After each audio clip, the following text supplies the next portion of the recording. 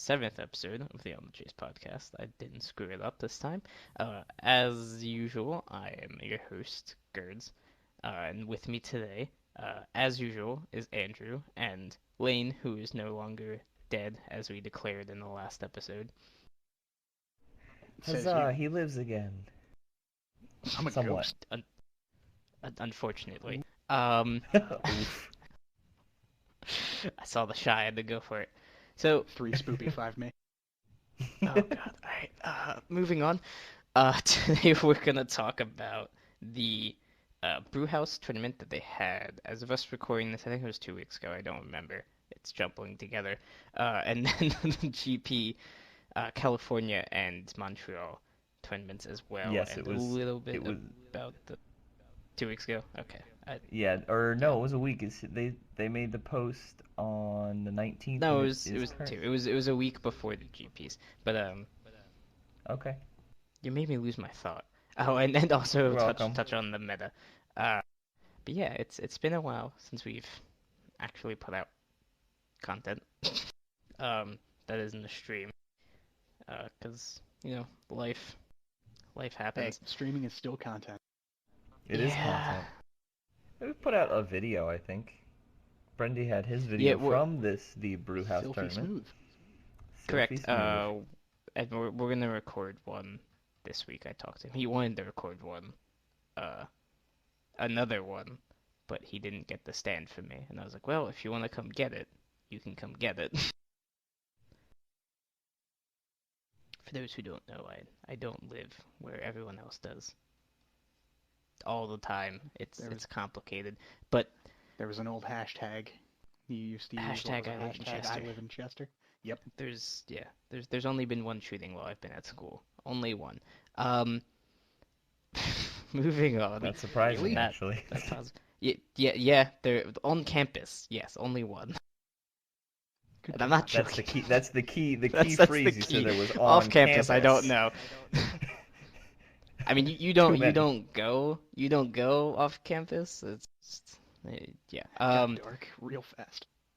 Yeah. See, this is why you won't segue me or sidetrack me. All right. So 2 weeks ago, like I mentioned, was the Brewhouse tournament. Neither of you two participated in it. Brendy and Sean played in it. Brendy came in fourth.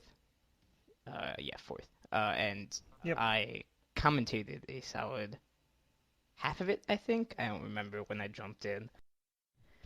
But it was a fun experience. I'm glad Brendy did well with such an interesting deck. It was cool to see the meta that evolved in that tournament. And then there was a lot of really good games. The finals was kind of just John Paul getting murdered. So that wasn't very interesting, but Statistics everything happen else there. was.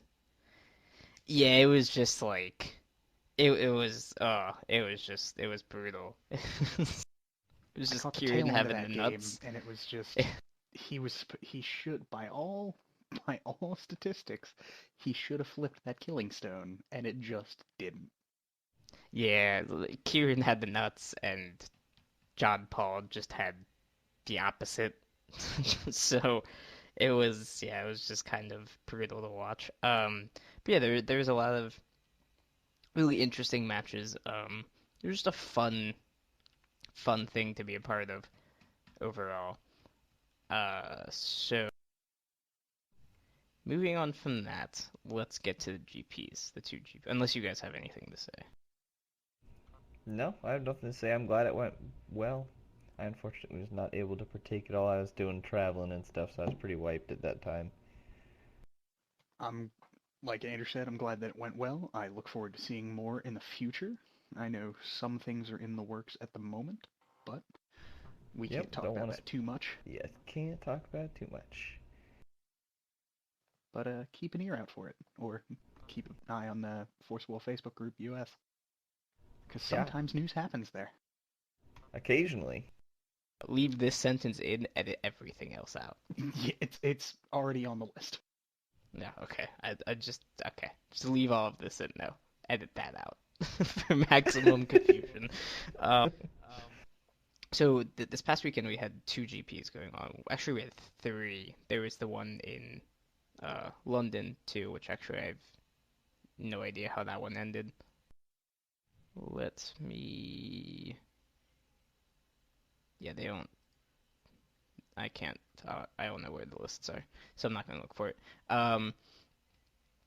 But we had Montreal, which Aaron Miles won, playing Prisia, running Jack and the Beanstalk. Very interesting. And we had California, which let me scroll up to the top of these lists. Brandon We Vermont had playing Turbo Feetsing. yes, yay! It's still here. I hate Gwyber. This one also has Dreg, our second favorite dragon. I just, I'm so sick of Gwyber. Just a year of Gwyber. It's like Siege Rhino all over again. Yeah, it really is. If we're gonna draw comparisons and just go on a small rant, Siege Rhino dominated Standard because it was just too much value, and right now Gwyber, while he It was didn't gone for actually a matter. short while, There were comparisons. It had competition, but it was played in a Prisia lot of decks.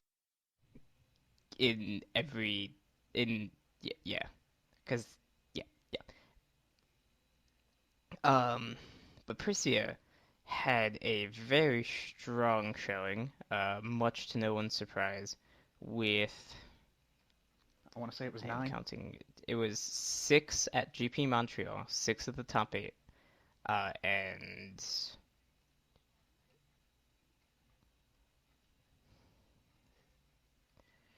and only three at California, which is a little bit more balanced. But yeah, Montreal was pretty skewed towards Prisia. Um, so what are your all's thoughts on this sort of Prisia meta we're in right now, I guess, or the existence of Prisia? Prisia really isn't the problem, and I think people who are complaining about Prisia need to look for the real source of the problem. While there won't be any bans because we already took care of one major ban that was cancerous, we've got, what, 6 months until rotation? It's realistically just Levatine that's causing the absurd amount of value to come out of Prisia.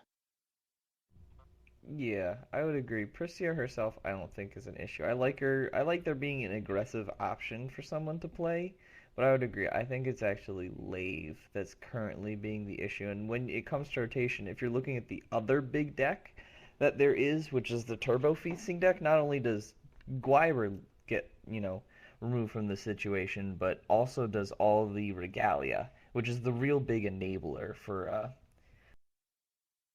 feasting, you know. Same with Adam Brawley. Yeah, exactly. All the problematic cards are going to rotate out in 6 months. So I don't know. Like the Prisia meta isn't. I wouldn't say it's awful. There's some interesting play between the decks that are around, and it's not like they're the only two decks that are viable. They're probably definitely the best decks currently at the top, but I wouldn't say that they're like a tier zero. I think there's other options you could play and still have a I, reasonable chance. yeah, I'm very much inclined to agree with you, especially because there's 3 distinct variations of Prisia that all play very differently. Yeah. Similarly to what Reflect Maybe was four? doing, but this is more, you still have to stick to a more aggressive style to mid-range style. You can't really play control with Prisia. Yeah, I would agree. Yeah, Yeah, maybe I mean, four. well, if you look at Prisia's world, the That's true. Jack Prisia World, combo, Prisia straight Myth. aggro, and then the myth also topped, so that's four Yeah, different variants. But yeah. The yeah, myth like you topped? said, I they thought that are was just... Oh. just yeah, it was a thing. Um, but yeah, like you said, they are all at least aggro variants. Um, so it's not just like, hey, here's this roller that you play in every deck because it's just better than everything else. Um, I know people have been tossing around the ideas of unbanning RR. I I don't I don't like the idea just because I feel like going back and unbanning something when you've already banned it that quick is just really bad. It's just so bad. Like, true, it may not need to be banned right now, but it just, at this point, if you unban it, it almost looks worse, in my opinion. I would agree with you. I think if they ended up banning Reflect, whether it ended up being too powerful and took over the meta again, I think I would agree that it wouldn't look good for FOCO and their balancing if they ban a card and then a couple months later unban the card because they printed a new card that's causing issues. I don't think the answer to power creep is more power creep or, banning or, the answer to one powerful card is just another more powerful card. I don't think that's Yeah, the right way to answer it. And I think leave that's that to kind of what Bushido, would, Yugi. yeah, exactly. Yeah, That's why I think unbanning RR would be bad. I I mean, like I said, you could certainly do it at some point. Like you have, you, we harp on the magic so much, but that's because we all come from this background. So at least all three of us understand this analogy. You can have things like, um, which compare like cards like Bitter Blossom, cards like um, Ancestral Recall, cards like Grave Troll, which were banned in Modern almost immediately. Um, I don't remember if Grave Troll was off the bat. I know Bitter Blossom Yeah, was, I don't. Grave Troll was off the bat banned. He was not unbanned for a very long time. Was Recall banned off the chat? Yes. Off the Recall was also top? banned right off the bat. Yeah, but like you have, I can certainly see it coming down to some point where you're like, hey, the meta's developed. This would be fine. I know we've had a lot of discussions, at least me, I'm a big proponent for unbanning things, and I think there are certain cards that are on the ban list in Modern and Magic that could even still be unbanned. But that's a whole nother story. But like when you look at Wander down the road and how that will develop, I think we might see an RR ban or unban at some point. Uh, I know. Didn't they say it was going to be a rotating ban list? I I believe think they so, did. and I think they did, and I think if you're talking about the health of an eternal format like that, I think some sort of rotating ban is actually probably better for making the format more interesting, because after a while, for a format that cards just come into the pool and never leave, it can get stagnant. Like, you eventually get to the point where, like, this is just the best deck, or these are the best decks. So having like a constant rotating thing, is good in that case, but at the same time there's like issues with like banning cards from the top decks and stuff. You get into this whole messy discussion about is it good to ban stuff just to shake up the format, and not thinking about like financial investments, which currently that's not a big deal with Force of Will. There's That's no not really fun. an issue in this game Yeah, comparative to but Magic and Modern where you're spending thousands of dollars on a deck. exactly. I Well, mean, though, And and banning one card could mess up, at least yeah. could cause you to not be able to play at least half that deck. I mean, the lands are lands, you're spending a solid couple hundred on those, but I mean, you're always going to be able to use them. Yeah. and if we want to draw a different comparison to a potentially different player base, if we look at bannings like Card Fight, where their entire format is one eternal thing from the first set ever released to current. Realistically, they only ban when it's absolutely necessary. Most of the time, they just limit things, which is a potential option that, to my knowledge, is really only what Yu-Gi-Oh that limits things as well.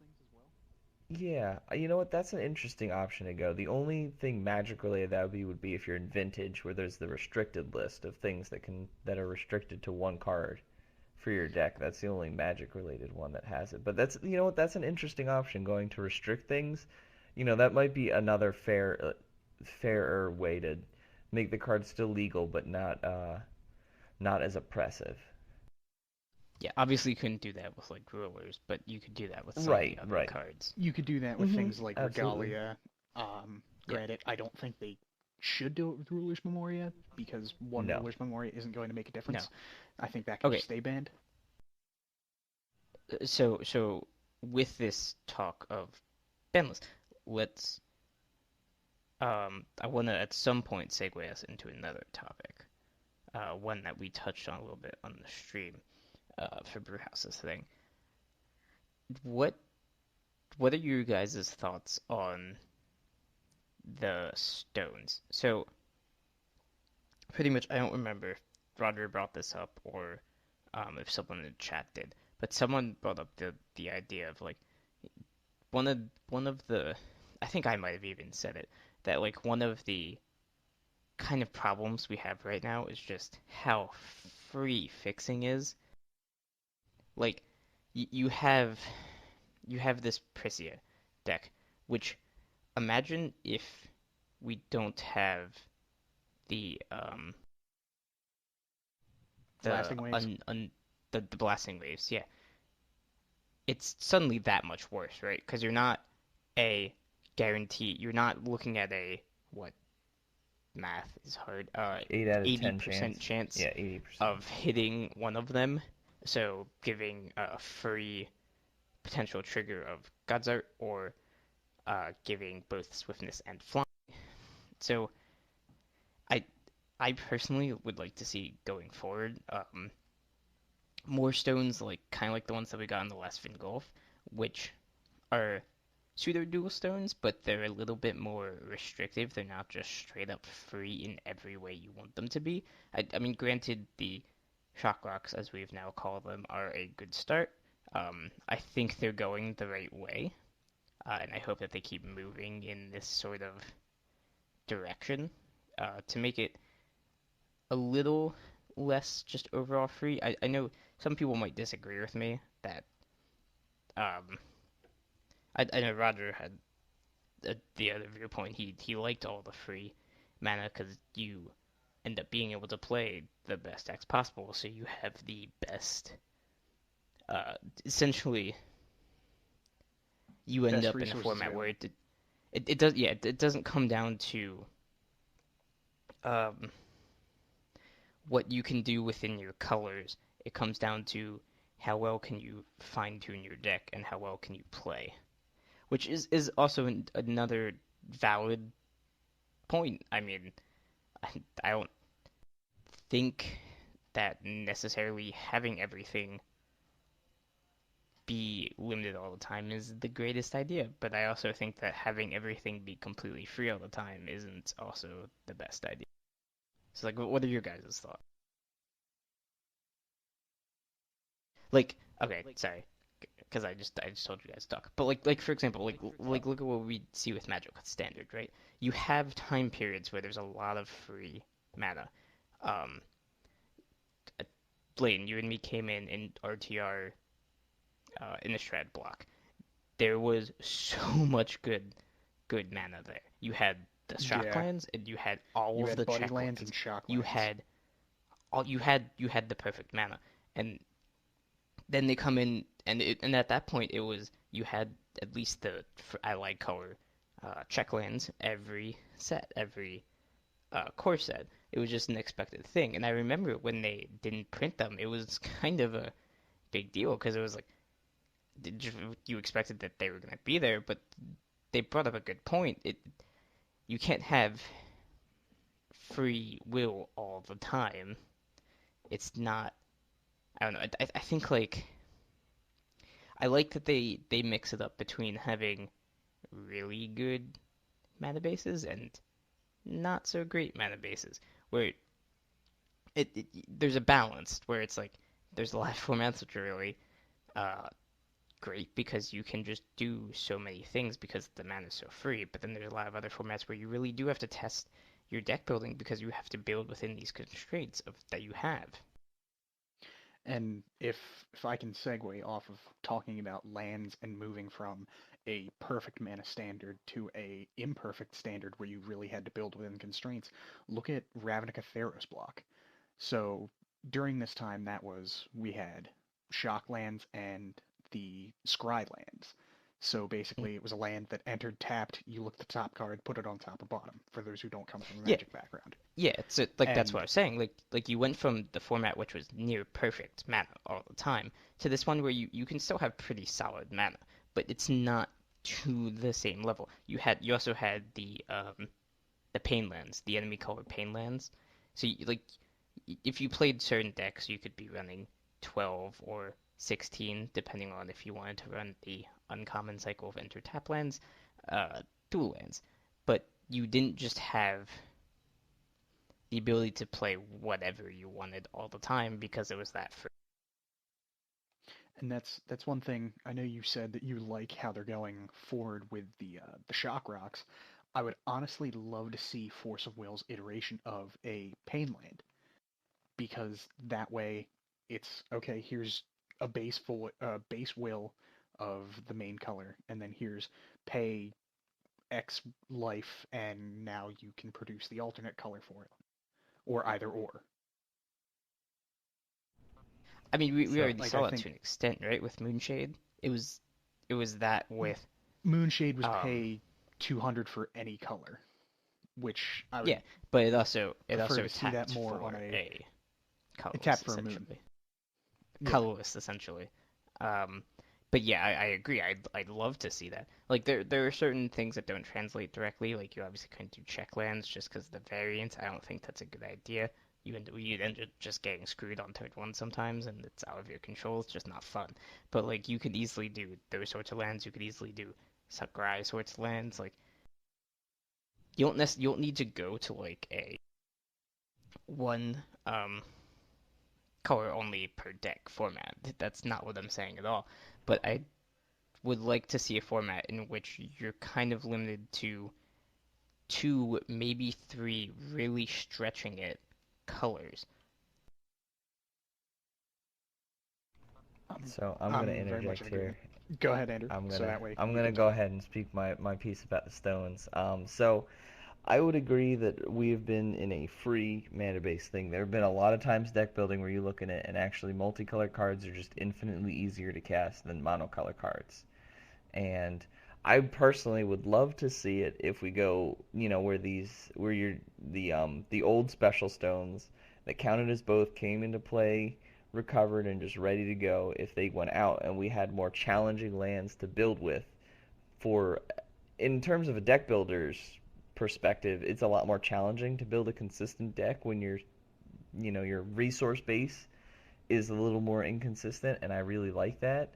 Um, and that's personally what I would like to see because I've been playing Magic for a long time and I've seen the format change between having a phenomenal mana base and having a terrible mana base and seeing what kind of decks adapt to that kind of thing. And I think that's really fun.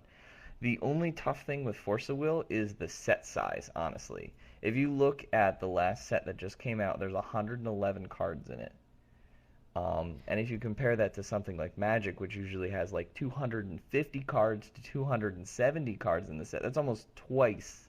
Actually, that's more than twice the size of it. So there's a bigger card pool in each color that you can pull from if the mana base is tough. So that's honestly, in my opinion, the biggest struggle. That if Force keeps their set size small, which is fine, it's going to be harder to have, like, let's say you So don't have very good things. So if you have to pull out of two colors, you're going to be pulling a lot less powerful things than. But I mean, Magic is a lot more diluted in their power levels, so it might be fine. I Also, don't keep know. in I mind they are, as of cluster 3, yeah, no, that's what I was gonna sorry, say. They're cluster 4. expanding the sizes. Cluster 4, they're going up to 150 base. Yeah, Oh, which okay. which which I we may missed be that It's a announcement. seeing step in the right direction. yeah, we may Yeah. be seeing something going in that way. Um, and Well, if that's the case, yeah, I'd like that. I think that would be good. yeah, and I think the part of the things with the stones too, right? Like you said, I do agree with your point that like when you also have to build your mana base correctly to optimize, that is part of deck building. That is another challenge. It's not just, okay, how much can I cheat on these other cards that I want that are out of color and not get punished? Well, it is a little bit on that, but like in Forge, you can just cheat pretty easily. Like you can build the super greedy deck and really not get punished 90% of the time. Um, but what I would actually like to see is a format that slows down. We I'm gonna fight you on that real quick. I'm Sure. gonna I'm gonna fight you real hard on that real quick because we just came from a format before the RDE or sorry Okay. No, no, I CFC. see what you're saying. Yeah, We yeah. just That's came that's fair. from matches going to time regardless because everyone was on hard control because that was the only way you That's got fair. top. That's fair. That's fair. Um, I think this is the time for aggro and mid range to have their day, even if it's only a yeah, no, set. no, no. It gives them that time in the sun because control and Yeah, grind games have gone on for a little too long, in my opinion. I agree. I agree. I'm not saying right now. I'm just saying. Um, I think I just phrased that a little bit poorly. I'd like to see a format in which the overall power level is a little bit lower, if you guys know what I mean. I see. And So granted, like kind of. I get what compared you to the mean. last one, they've definitely lowered the power level. But Oh, like, absolutely. I could even, I'd actually like to see another. I'd like to see like next cluster be like either on the same power level as we are now or lower, and then you go up again, and then you maybe go up again another set, and then you drop it back down, and you keep things balanced that way. It keeps it fresh. Maybe say if you go into a set in which you have cards that are generally lower power than what they are right now, we end up in a format where you get to see some of the cards that are in the format right now, but are just too slow or just not powerful enough to really be viable. Maybe you get to see some of them shine. Like maybe you get to see some of the Fires come out. Maybe you get to see some of the. I'm trying to think what else is even like that bad. Like pretty much any ruler that isn't Soul. one of. Yeah, I mean I think Soul kind of just gets replaced by Alhamad, but that's just my opinion. But like But that also depends on your play. Alhamat's more control, Soul is more combo. And right now, Soul can't really combo because the game is a little too yeah, quick. yeah. But yeah, like maybe you get to see Wukong come out. Maybe you get to see the dragons from Vingolf come out and see a little bit of play. Maybe you get to see Kaguya see a little bit of play. Granted, that one might still have potential. We don't know yet. Maybe you get to see the Gil see a little bit of play. Like I'd like to see um a variance in the power level. And granted, I think they've done good so far. I'm not really trying to talk shit. I'm gonna have to. Man, I slipped. Abstain it. Okay, that's fine. Whatever. I'm not trying to talk bad on Foco. I think they've done really good compared to the last cluster and this cluster. With really balancing the power level. I'm just saying I'd like to see that trend continue. Especially lowering the power level a bit and making things not so turbo based, so that some of these other things, other types of strategies, have a bit of their time to shine.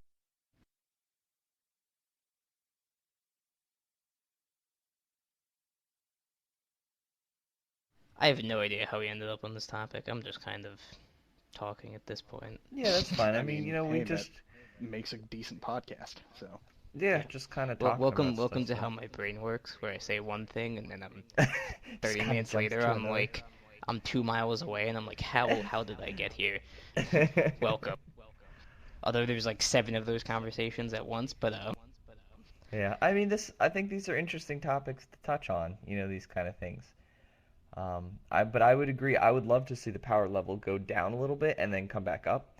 That would be interesting. It would make, especially when once it's dropped and like they're starting to increase it again, you get that excitement of those like more pushed cards and people get really excited about that kind of thing, it could build up some real good set hype. So I think that would not be a bad suggestion to do that. One thing, and I could be wrong in this, but from my understanding and the way the rumor mill churns is that FOCO doesn't test clusters together, they only test within cluster. And I could be wrong, but if that is the case, I wish they would start testing with, like, testing those standards to try and see whether or not, so they can get that good curve of, okay, here's going to be a power set, here's going to be a mild set, so that way you can, you know, I be I able to mean, use more than just the rares and super rares from the set, and all the other stuff's just garbage. It's only good for collectors. yeah, and you can really see comparatively just like how, honestly, even compared from um Alice Cluster to Lapis Cluster, they really brought down the power level. Like just look at these decks, look at the top 8 decks, and look at how many of the cards are from Alice Cluster. Tons In a of lot of these decks, tons of them are. most of them, like Yeah. the exception is like Fox, which like okay, that makes sense. Um, Gilhamat for the most part, yeah, except for like maybe a Wincon here or there, Black Moonbeam, that makes sense. But you can really see, I feel like they do probably have a general sense of here's where we are relative power level wise.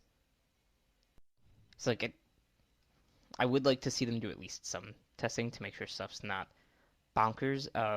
Granted, I think they already know that Levitine was a mistake, and that and they probably realized when they made Persea that they were like, this is going to be a problem for a little bit. I'm sure something's probably in the next set to help us have a little bit of an answer to it or something. Uh, but like I think in general you can get a relative feel for the general power level of the set. Even just looking at the games, you're like, you can say, this set has generally games are ending on like turn 6, and this one games are generally ending on turn 3. It's a big difference. You can say this one's clearly more powerful than that. Yeah, I could see that. And I mean, it's tough too. Like I hope that they're testing between clusters, but there's a lot of like resources that need to go into that kind of thing. And I mean, I just don't know what resources they have, which and that kind of ties into another topic about FOCO. And I don't want to rag on FOCO or anything, but the Yeah, I other don't really want to get into that one. I didn't want to mention it, but Yeah, that's something else to think of is their other there are uh other other games. Yeah, IPs, yeah, yeah. that they're I don't want to get into it. Like, I'm wary, but I'm not jumping ship yeah. yet. Yeah, no, not Uh, even a little bit. but let's try to bring this back a little bit more since we sidetracked so hard. Let's talk about some of these lists because there are some of these top 8 lists. There are some really interesting things going on with these lists, and I do like how even though we've seen um how we're seeing at Montreal 6 of the top 8 was Persea, but let me look at how many different archetypes we have here. We have one, two, uh, three, four, five. So even amongst the top 8, you have still have 5 different archetypes. 3 of them being different flavors of Persea, and that's still not terrible in my mind. Um, and I really like this on tilts jacking up the meta. Yeah, Yeah, it was a clever they're pun. That's making I appreciate puns. it. We I appreciate think the I just puns. opened my mouth a little bit. I really like their what they're going for here. Like they're trying to ab abuse Prescient in as many different ways as they could. You saw first with Perseus World, and here you're doing it. You're abusing it in a different way with Jack and the Beanstalk, a card that we were like, this is terrible. No one will ever play this, and hey, here it is being played in the winning deck. Because yeah, But that just like that's super interesting. Um, so I also like so we touched on this beforehand. I mentioned I didn't really understand what the Fox's reincarnations were right off the bat. Um, it's pretty much what I figured. Um, it's pretty much just so like you can either get an extra will, um, a turn. It's a pseudo ramp for a turn, or you can also give an extra thing swiftness flying potentially. It's like if you play Jack, you call a stone, you hit him with swiftness flying, you attack, you hit with him, you get the skyscraper. You activate the fox, you get another stone, you give the skyscraper swiftness flying, and now you've just hit for 25 in one turn without even judgmenting. So pretty powerful. Yeah, it's pretty neat. I'm a big fan. It's kind of a neat little combo that you can do. How about that Maribella as well that they're playing a three of in there? Yeah, That's pretty cool. she's really good. She's really good. I like her. Yeah, I'm glad that she's she's seeing quite. play. And you know I what? will say That's There's so much one stuff you thing that can I do. do really like about the Prisia is that they kept it on you need red green stones specifically. So yeah. look at Aaron's list. He could easily be playing rulers. You could be greedy, but you're then not maximizing your ruler. So I do like that they did that. Um, but yeah, I think that list is really interesting. I mean, you see the straight aggro burn variants, which is just like I'm just gonna punch you in the face, and I'm not gonna stop. Just gonna punch, punch, punch, punchity, punch, punch, So punch. I just looked at it again, Gerds, and that Fiery Fox also puts more counters on Maribella, Correct. which is cool. It, So it gets that's you any cool. extra inheritance triggers. Yeah. You mean resonance triggers? Inheritance is a bit of a different ability. You knew what I meant. It's a real different ability. Very different ability. Don't call me on this. But like this. So moving on to our next other list. I like this Route 2 list. I don't. No, it's fine. I like it. I don't really know what you're gonna do with the one of hook though. Like I don't feel like you're ever gonna hook your opponent out of the game. So I don't really know why it's just a one of. It does make granted it does make for some good tempo swings. So there is that. Um, it's my only I gripe But it with the does, think it list. yeah, it also feels like a can get rid of random. blockers. But That's true. but the thing is, you have Val. You have the best way of removing blockers in every God's Art she has. So, with the Um, exception of Machina's. They listen, do man, have I didn't Kaguya's build the deck, Moonbeam so Butterfly, I'm just No, going no, no, through yeah. based off of I do like what the it could be Moonbeam used Butterfly for. thing that they have going here. yeah, it's like a little toolbox of resonators they can use, I mean, the deck is obviously just built to be a very toolboxy deck, right? Like you have, which is kind um, of what Val 2 should yeah, kind of, in my opinion, that's what she should be playing as anyway. It's just like a toolbox deck. yeah, because you have potential tempo plays with the counter spells. You have the Moonbeam Butterfly able to get key additions or resonators that you need, and you also have Val who can straight up tutor for stuff like Death Scythe, for stuff like Bow, um, Lave, Hydromonica, so that you can tutor up anything potentially in your deck that you want. So she's just a very solid toolbox.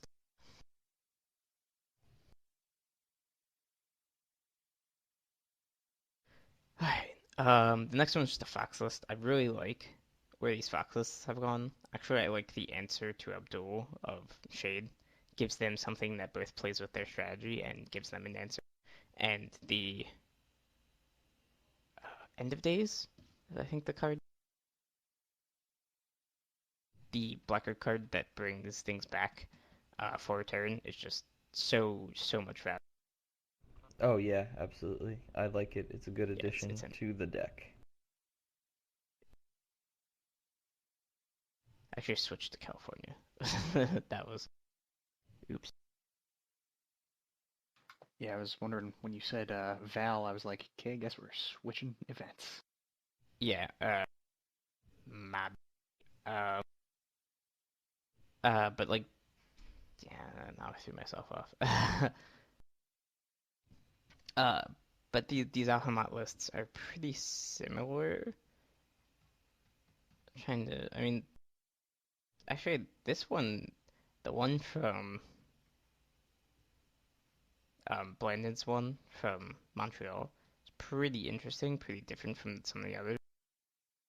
He's running counter spells and uh, Fog. fog, yeah, fog, and four World of Madnesses. So clearly, he like never planned. His win con is observation, clearly, or the uh, yeah, I forget the names of so many cards. The one that burns um the four mode. Oh yeah, World I know Flame what Summon. card. Hey, Yes, that's the thank one. God someone remembers things. I just had to figure out what card you were looking at in this list. Yeah, yeah, but I like that's an interesting take on Alchemot.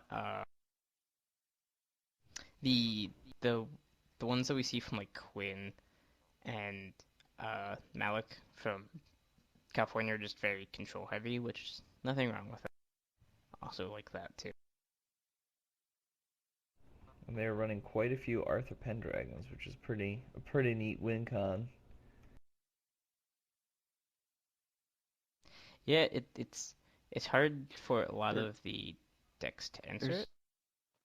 is that Class G tank? Is that It the is. Genetic There's guy? Class G.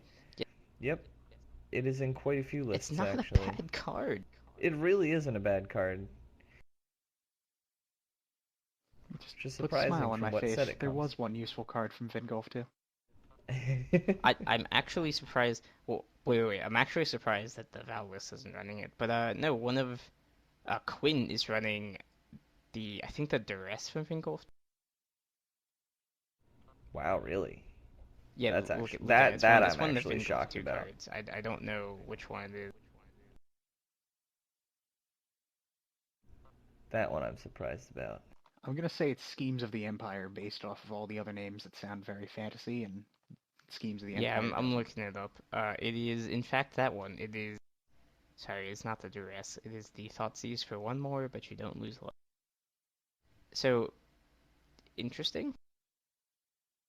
Yeah, I mean it's another way to take cards out of your opponent's hand. So sometimes you gotta do what you gotta do and play the cards you need to play. Yep. All right. So we're reaching the end. I think we've talked about enough.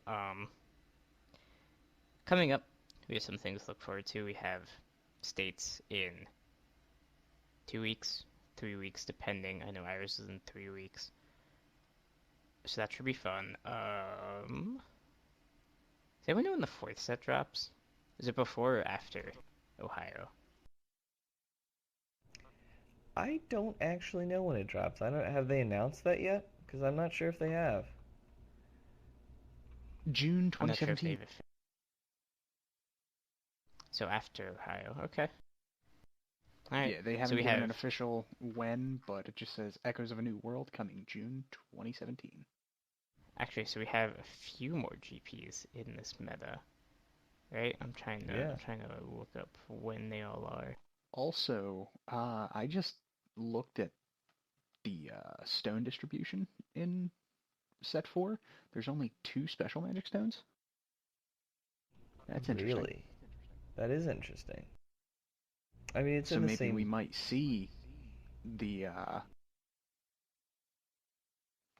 well, no, that would kind of be poor Yeah, design because if it's we were all to in the see same like a cluster. new type of stone. But then again, we saw OG duels with shock rocks paired together. So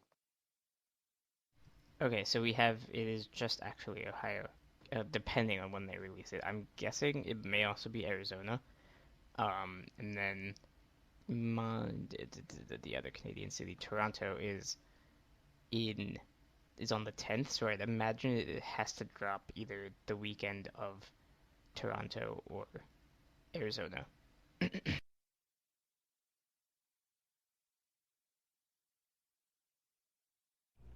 Yeah, well, that'll be interesting. I'm excited to see what stuff they come out for that set. Yeah, yeah. Do you guys have any other thoughts before we close? I don't think so. I think we touched a lot of stuff, so. No, I Yeah, we think went off on the tangent train. hey, A hard tangent train. That's what podcasting are. Yes, I do English good. Real good. You do English goods. Yeah, we've got some we've got some content in the works as well as for site stuff. I'm not gonna promise anything because every time I do that, it just doesn't happen. So anytime I Oh, even we'll get it mention it, out it this doesn't time. happen. Yeah, yeah, we still have to do that. This podcast that we actually like. Sorry, breaking the veil. We actually talk to each other through not the internet. Still have to do Shocking. that. It's been Oh yeah. only 5 months, but I know we keep talking about it. Hey, We we'll just get need it to do it. eventually. I Yeah. mean, We we got just some need actual videos at mics. least. We have, well, we have two. It's No, almost yeah, enough. we have the equipment. We just don't do it. We just That's the haven't been problem. like, yeah, let's actually physically meet up and like record something. We just haven't gotten that far. You're Yeah, just like, that's ew, the do I want to hang out with you right now? No. Next day, hey, want to play EDH? yeah yeah. It's- And D&D then we'll sounds good. sit in the same place for 10 hours and not do this Yeah, podcast. exactly. All But right, yeah, I no, think so that's all that's we got. Let's yep. call it there. Hopefully, it's not another 2 months before we do another one. Probably will be, Yep. because God, Hey, we'll who see. knows? We'll I see. make no promises. I make I none. thank Andrew for actually reminding us to do this. So good on you, buddy. Yeah, that's true. He You're remembered. welcome. Not me. Yeah, I remembered. I'm on top of things occasionally. I am not. I am very much not. I started writing an article 2 weeks ago. I wrote 3 sentences and then walked away, and I haven't touched it since. Wow. Listen, Wow. That's pretty bad. life, That's life, real bad. life happened. Yeah, Jeez. yeah. Let's Before you let's get let's sucked end down it that there. rabbit hole, That's you what I'm can saying. start the sign off. That was the sign off. Thanks for listening, as always. If you have any comments, feel free. You don't need to do That's anything just a about it. given. Yeah, it's just a given. Can't really fix that. Yeah, that's all I. All right. Bye, everyone.